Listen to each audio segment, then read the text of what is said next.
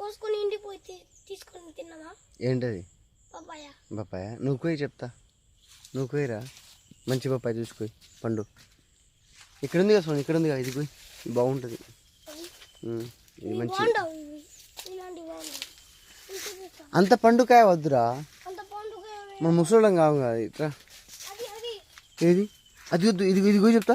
ఈ పండుకాయ మంచి కాయ, ఇది మీ డాడీకి ఇద్దాం. పట్టు నువ్వు కోయి, కోయి మీ డాడీకి ఇద్దాం. చిన్న కోయి, చిన్న కోయి.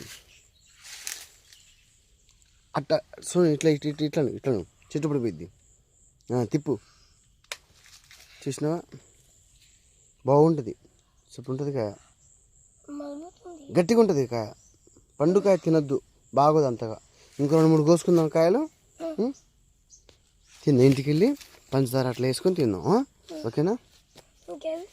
ఇంకా కోయి, అది వద్దు, పండుకాయ వద్దు మనకి. పండుకాయలు అమ్మేద్దాం, పట్టికాయలు కొందాం. పండుకాయలు ఏదైనా ఉంటే అమ్మేద్దాం. డ్యామేజ్ అయితే పండుగలు అమ్మేద్దాం, ఓకేనా? రాత్రి మామూలుగా వర్షం రాలేదు, మళ్ళీ గాలిదుమ్ములు వచ్చినాయి. పడిపోతూనే ఉన్నాయి చెట్లు, ఆల్మోస్ట్ చాలా వరకు పడిపోతూనే ఉన్నాయి. ఏం చేయలేం కదా మనం, గాలిని ఆపలేం కదా, గాలి దుమ్ము దూరికి ఆపలేం కదా. ఎంతవరకు పడిపోతే అంతవరకు పడిపోతూ ఉంటుంది. ఇక మనం ఏం చేయలేం దాన్ని. ఇక